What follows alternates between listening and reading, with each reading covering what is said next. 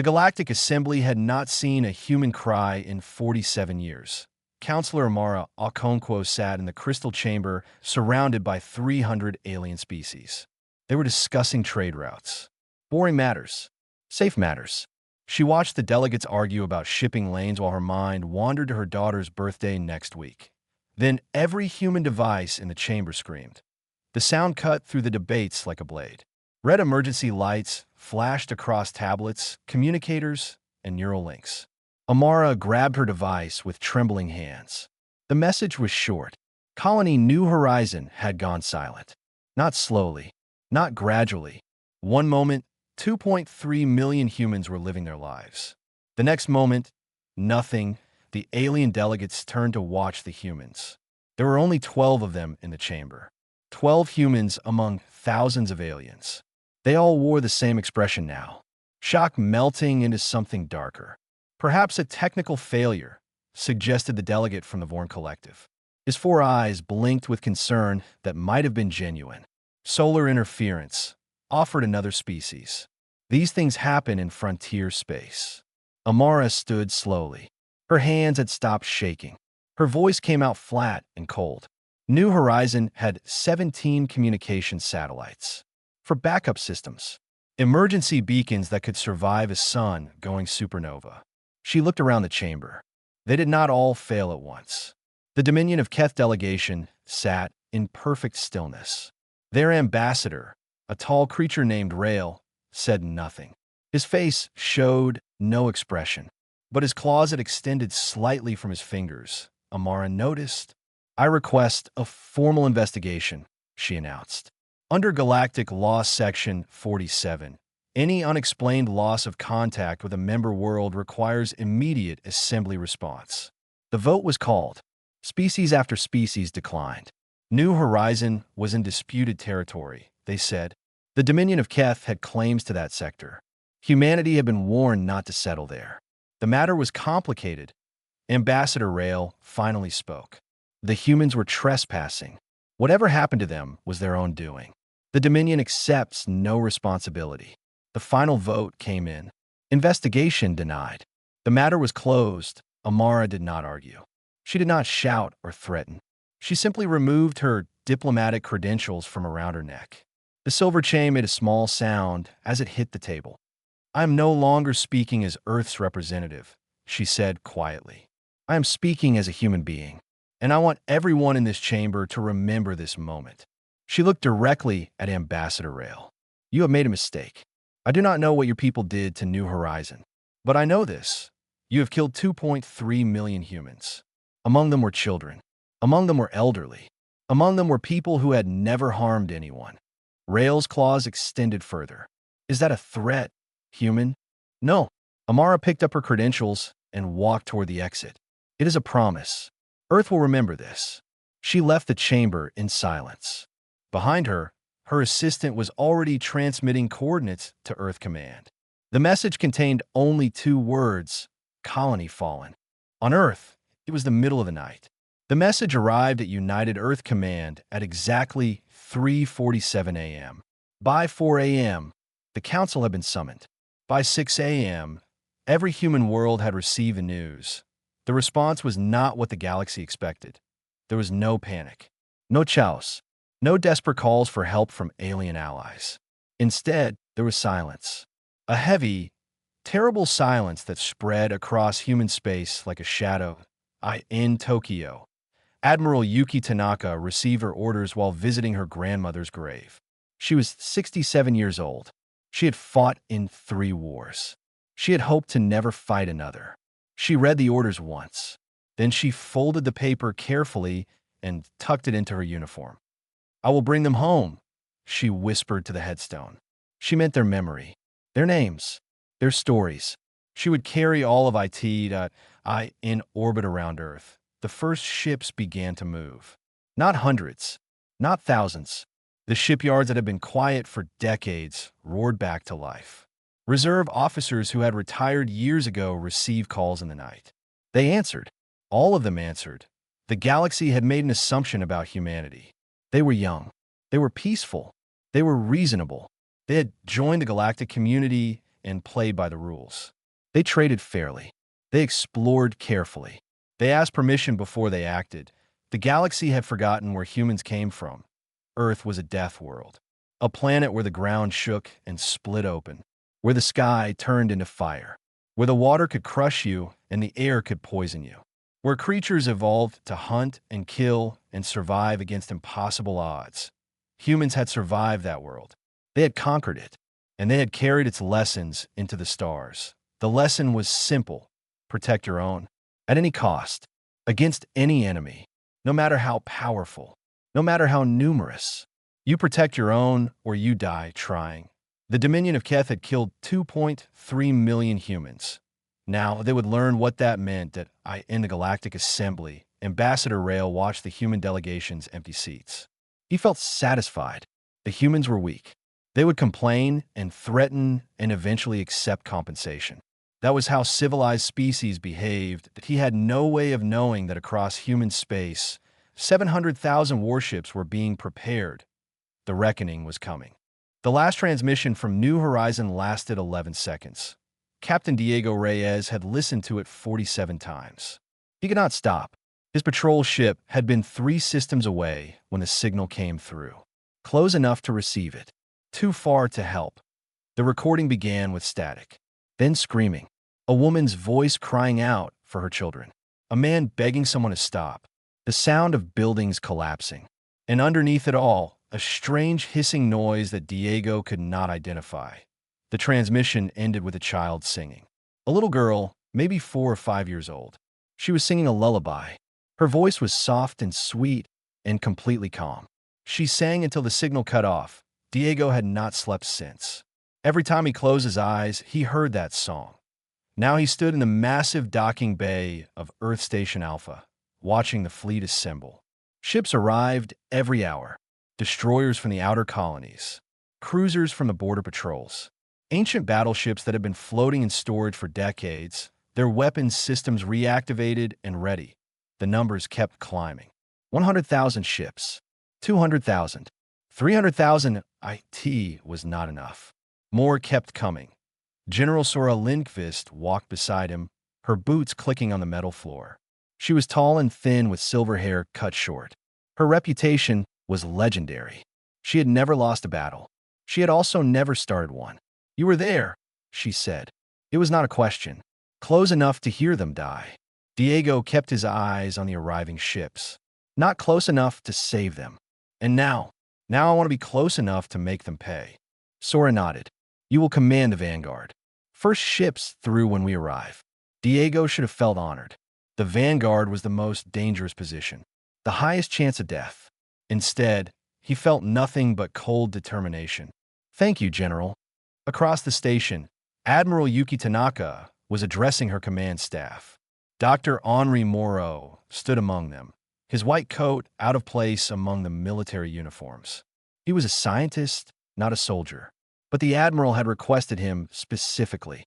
"Doctor, tell them what you found." Henri stepped forward. His hands were shaking slightly. "I analyzed the final transmissions from New Horizon. The background sounds, the atmospheric data, the biological markers." He paused. The Dominion did not simply attack the colony. They tested a weapon. The room went silent. "A biological agent," Henri continued. "Something designed specifically for human biology. It attacks our respiratory system first, then our nervous system. Death takes approximately 3 minutes. But the victims remain conscious until the end." Admiral Tanaka's face did not change. "They experimented on 2.3 million humans." "Yes, Admiral. And I found something else in the data streams we intercepted." Henri brought up a holographic display. "Coordinates. 12 more human colonies. New Horizon was meant to be the first test. They were planning to exterminate us. Systematically. One world at a time." The silence stretched longer. Then Admiral Tanaka spoke. "Transmit this information to every ship in the fleet. Every soldier. Every pilot. Let them know exactly what we are fighting against." The news spread through the growing armada like fire. Diego heard it in the mess hall. Pilots heard it in their cockpits. Engineers heard it in the engine rooms. The cold determination that had driven them became something harder, something sharper. That'd be why the end of the week, the fleet had grown to 500,000 ships. Cargo vessels were being retrofitted with weapons. Civilian pilots volunteered by the millions. Mining ships, transport ships, personal vessels, anything that could fly and fight was joining the armada. On the homeworld, factories that had been producing consumer goods switched to military production. Parents sent their adult children off with tearful goodbyes and fierce pride. Grandparents who remembered old wars nodded with grim understanding. The Dominion of Keth had made a terrible miscalculation. They had studied human military records. They had calculated human response times. They had estimated human fleet strength. They had not understood human anger. When the final count came in, the number stood at 700,000 warships, the largest fleet ever assembled in galactic history. For comparison, the entire Dominion Navy numbered 45,000 ships. Admiral Tanaka stood on the bridge of her flagship, watching the endless sea of vessels surrounding her. Each one contained humans ready to fight, ready to die if necessary, ready to make the Dominion answer for what they had done. She opened a channel to every ship. "This is Admiral Tanaka. In 3 hours, we jump to Dominion space. We go not for conquest, not for territory, not for glory. We go because 2.3 million of our people were murdered. We go because their children were used as test subjects. We go because the galaxy needs to understand something." She paused. Her voice dropped lower. "We protect our own. Always. Against anyone. At any cost." The Dominion believed we were weak. They believed we would accept compensation and move on. They were wrong. Diego stood on his own bridge, listening. His crew stood around him, their faces hard. "Jump on my mark," the Admiral commanded. "And may whatever gods exist have mercy on our enemies. Because we will not." The countdown began. 700,000 ships prepare to move as one. The galaxy was about to learn why you never harm a human colony. Every sensor station in the galaxy screamed at the same moment. The technician at Outpost 17 spilled his drink across his console. His 4 hands scrambled to verify the readings. They had to be wrong. Some kind of malfunction. A ghost signal bouncing off a nebula. But the numbers did not change. 700,000 contacts. Moving in perfect formation. Heading toward Dominion space at maximum speed. The technician belonged to the Vorn Collective, a species that had existed for 40,000 years. They had seen empires rise and fall. They had witnessed extinction events and galactic wars. They had never seen anything like this. He transmitted the data to his superiors. Within hours, every species in the galaxy knew the humans were coming. Ambassador Rail received the news in his private chambers on Station Prime. He had been celebrating. The human problem had been handled quietly. No investigation. No consequences. The biological weapon had worked perfectly. In a few months, they would begin the next phase. Colony by colony, they would eliminate the human threat before it could grow too large. Then his communicator exploded with emergency alerts. He read the sensor data 3 times. His claws fully extended, scratching deep grooves into his desk. This was impossible. The humans had maybe 30,000 warships total. Everyone knew that. They were a young species with limited resources. 700,000 ships. Rail contacted his military command immediately. "Tell me this is an error." "It is not," came the reply. "We are tracking the fleet now. They will reach our border in 6 days. Mobilize everything. Every ship. Every soldier. We have Ambassador. Our full fleet numbers 45,000 vessels." Rail felt something he had not experienced in decades. Fear. Across the galaxy, other species watched with growing unease. The humans had been quiet members of the galactic community. Pleasant. Cooperative. They smiled easily. They made friends easily. They seemed so harmless. Now ancient species remembered old stories. Tales passed down through generations. Warnings about certain types of worlds.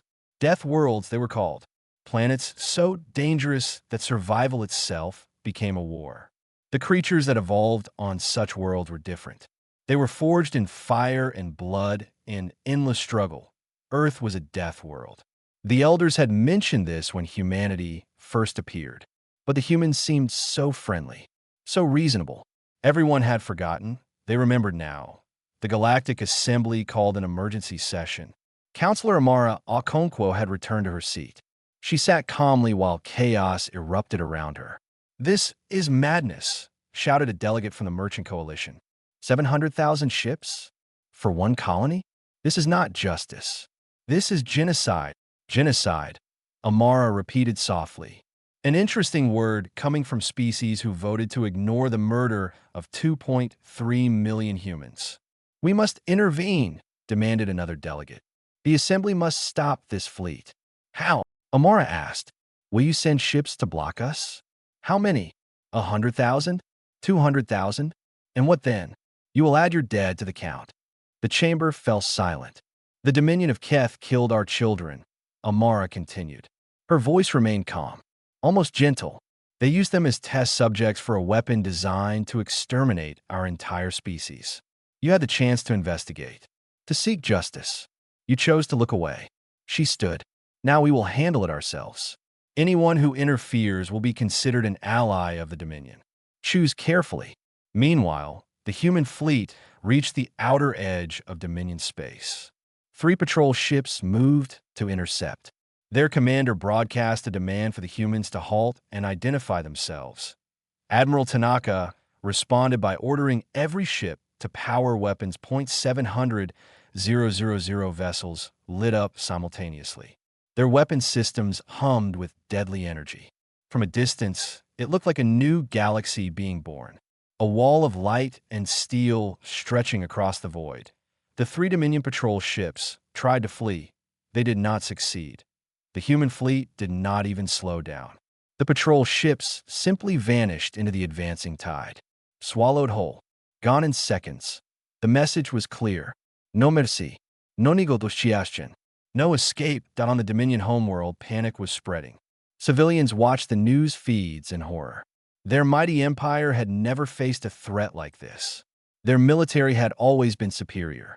Their technology had always been advanced. None of that mattered now. Admiral Tanaka stood on her bridge, watching the stars blur past. She felt no joy, no satisfaction, only cold purpose. Behind her, 700,000 crews waited for her commands. 12 million humans ready to fight. "How long until we reach the home world?" she asked. "For days, Admiral." She nodded. "Maintain formation. No ship acts without my direct order. When we arrive, we will show them exactly what happens when you harm humanity."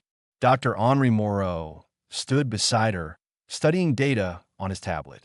He was still analyzing the biological weapon used on New Horizon, understanding it, finding ways to counter it, and finding ways to make the Dominion pay for creating it. The reckoning was coming.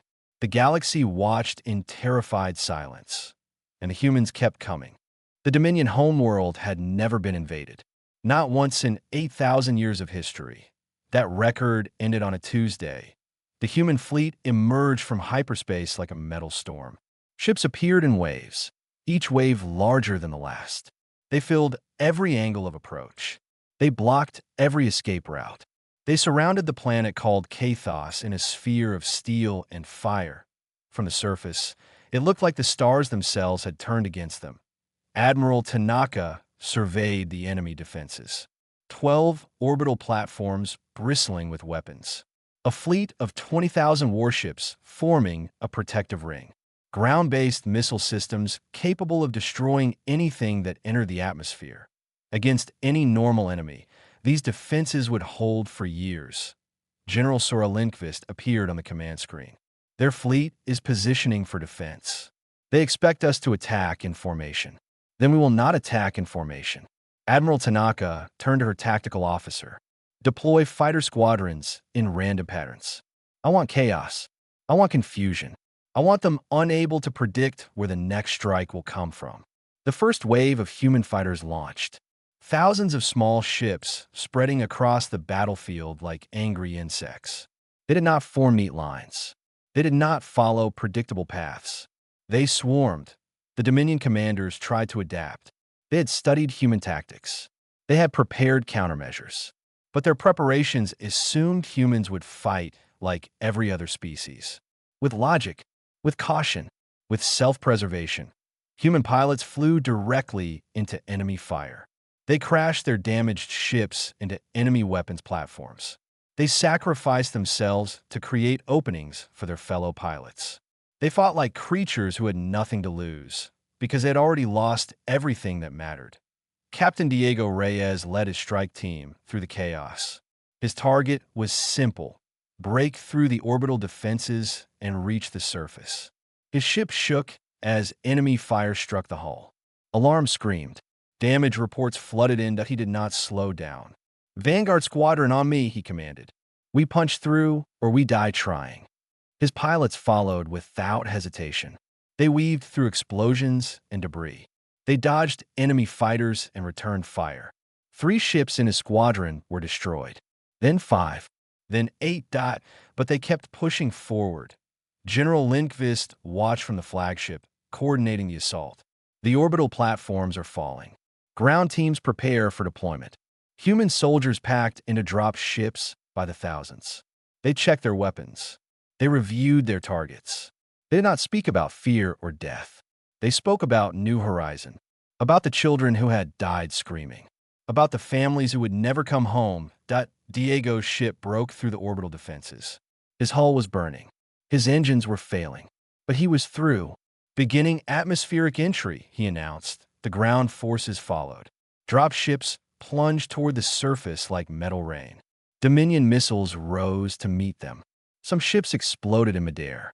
Others crashed, but enough made it through.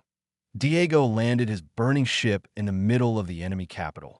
The impact threw him against his restraints. Blood ran down his face from a cut on his forehead. He unbuckled and grabbed his weapon. "Everyone out! Move!" His surviving crew followed him into the ruined streets. Buildings burned around them. Dominion soldiers fired from covered positions.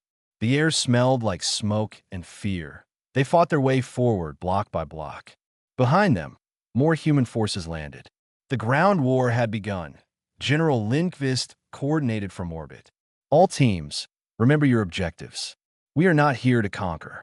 We are here to find the truth." The truth. Evidence of what had happened to New Horizon. Records of the biological weapon program. Proof of the planned genocide. Diego's team reached the government district. Enemy resistance was fierce, but the humans pushed through. They took casualties. They did not retreat. They could not retreat. Not until they found what they were looking for. The Dominion Command Center stood before them. A massive building reinforced with heavy armor. Diego looked at his remaining soldiers. Half his team was gone. "One more push," he said. They charged. The battle for the command center lasted 2 hours. When it ended, Diego stood in the main data chamber, surrounded by bodies and broken machines. His hands were steady as he accessed the central computer. The files appeared on screen. Project Clean Sweep. A systematic plan to eliminate humanity from the galaxy. Biological weapons designed for human DNA. Test results from New Horizon. Casualty projections for the next 12 target colonies. And something worse, video files. Recordings from New Horizon during the attack. Scientists in Dominion uniforms watching humans die. Taking notes. Measuring response times. Documenting the effects of their weapon with cold precision. Diego watched a recording of a human child being injected with the agent. The child was 4 years old. She had blonde hair and blue eyes. She screamed for her mother until she could no longer scream. He transmitted everything to the fleet. Within an hour, every human soldier on Kathos had seen it. Every crew member in orbit had seen it. Every citizen back on Earth would soon see it. Admiral Tanaka received the files on her bridge. She watched them in silence. Her face showed no emotion, but her hands gripped her command chair until her knuckles turned white. "Continue the assault," she ordered. "Dismantle every military installation on this planet. Leave nothing standing." The siege of Kathos continued, and humanity's anger burned brighter than the stars. The galaxy had never been so quiet. Every species with a communication system watched the broadcast. The evidence from Kathos played on screens across 1,000 worlds. The biological weapons research. The test subjects. The screaming children. The cold, clinical notes of Dominion scientists documenting human deaths. In O1 could look away. On Station Prime. The Galactic Assembly sat in stunned silence. Delegates who had voted against investigating New Horizon could not meet each other's eyes. The Merchant Coalition representative had been sick twice. The Vorn Collective Elder simply stared at nothing, his 4 eyes empty. Counselor Amara Okonkwo stood at her seat. She did not speak. She did not need to. The evidence spoke for itself. Ambassador Rail was no longer in the chamber. He had fled to his ship the moment the transmissions began. His vessel was currently trying to escape Dominion space. Human ships were tracking it. On Kathos, the systematic destruction continued. Human forces moved across the planet with cold efficiency. They did not burn cities. They did not massacre civilians. They targeted only military installations, but they were thorough. Weapons factories exploded into dust. Military academies crumbled. Research facilities that had created the biological weapons were dismantled piece by piece.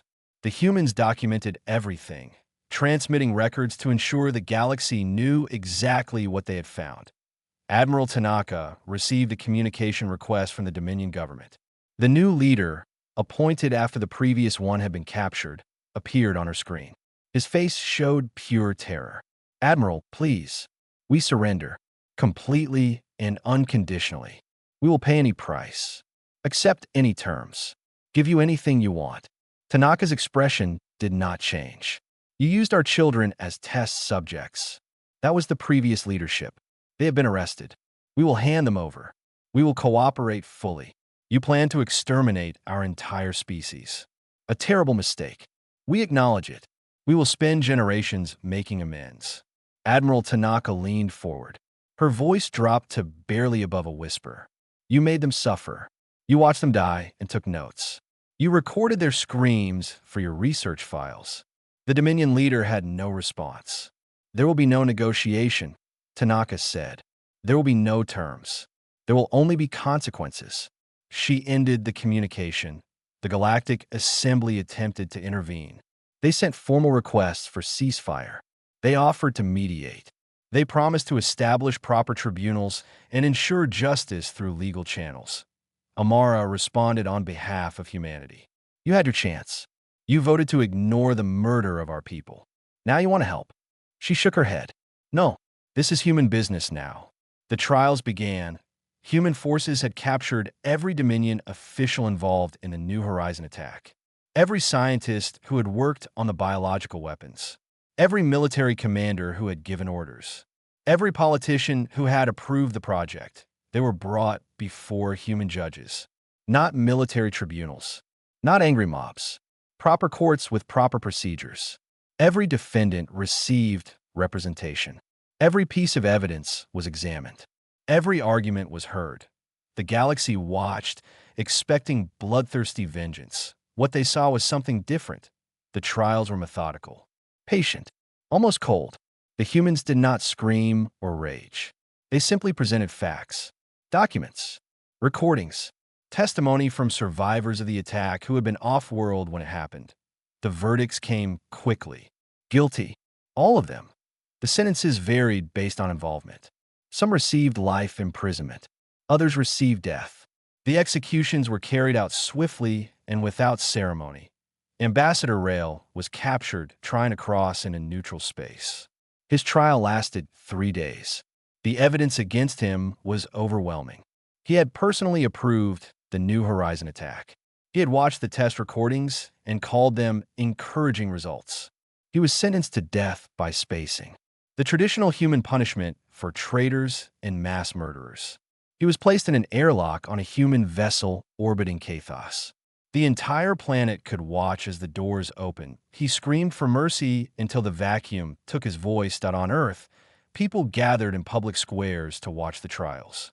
There was no celebration, no cheating, only grim satisfaction. Justice, cold and final. Dr. Henri Moreau testified at several trials.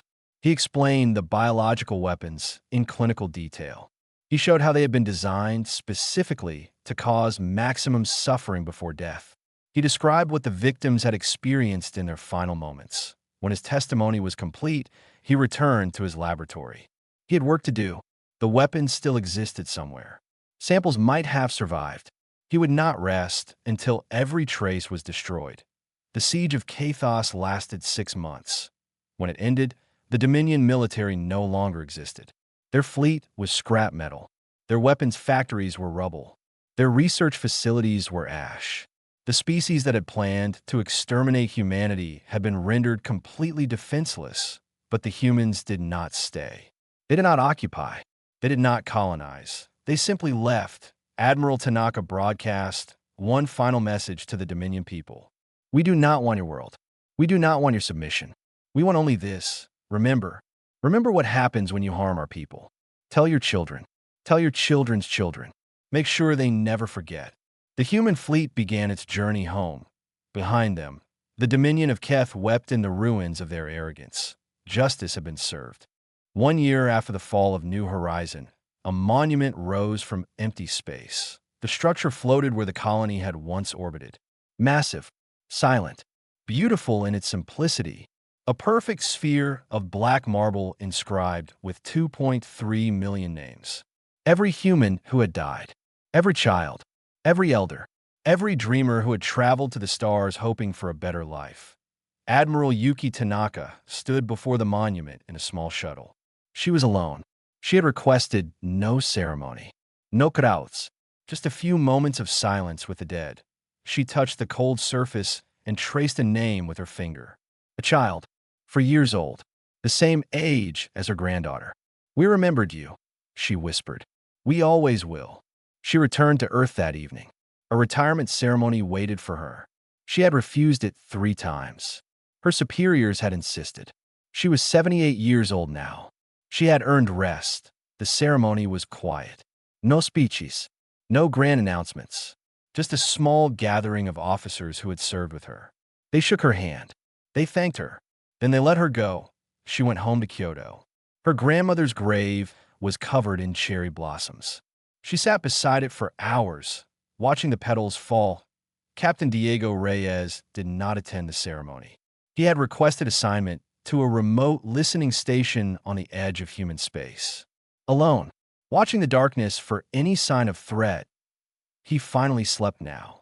Not well, not without dreams, but he slept. Sometimes he heard the little girl singing in his dreams. The one from the last transmission.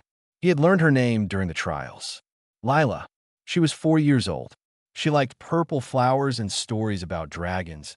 He had a photograph of her on his console. He looked at it every morning. I'm still listening, he told her image. Nothing will get past me. I promise. Counselor Amara Okonkwo returned to the Galactic Assembly. She took her seat among the delegates who had once denied her request for investigation. None of them could meet her eyes. The Assembly had changed. New protocols were established. New protections for member species. New consequences for aggression. The humans had written most of them in O1 objected. A standard briefing was now given to every species that joined the galactic community. It included a section on humans. The words were chosen carefully. They are peaceful. They are traitors. They are scientists and artists and dreamers. They do not seek conflict. They prefer to build rather than destroy. They will offer friendship to anyone who asks. Then came the warning. But understand this.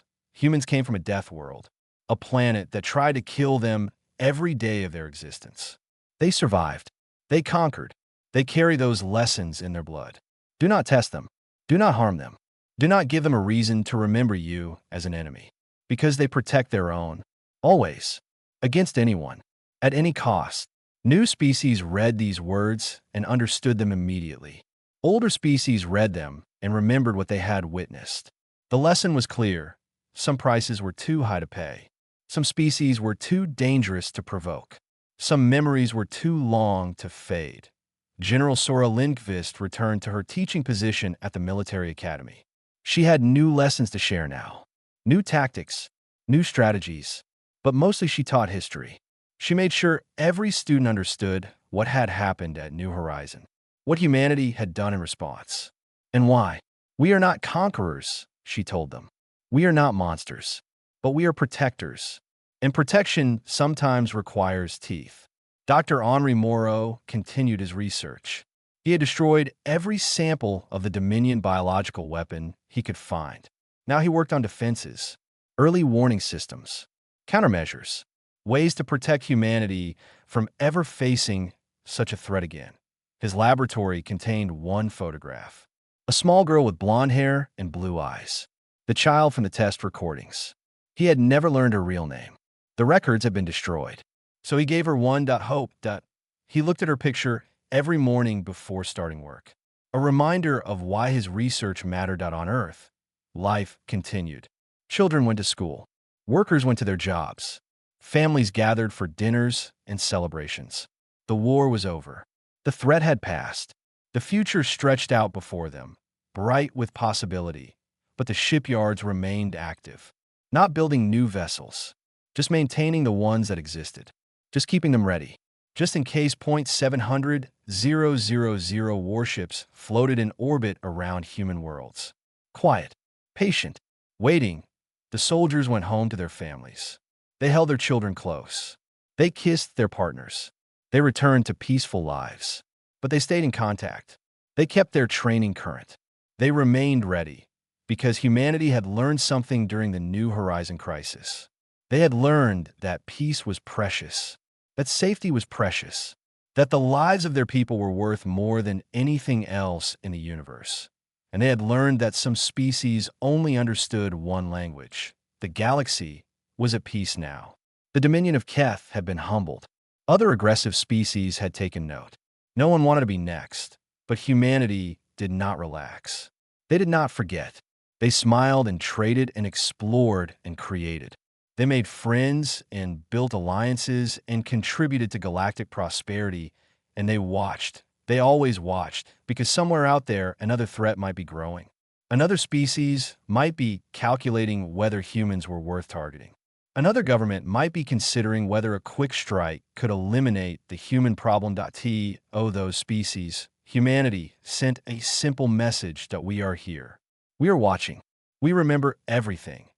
Try us if you dare. The New Horizon Memorial, a single inscription glowed at the base of the monument. Simple words carved in stone. They were ours. We did not forget them. We will never forget them. The galaxy had learned its lesson, and humanity would make sure they never forgot it.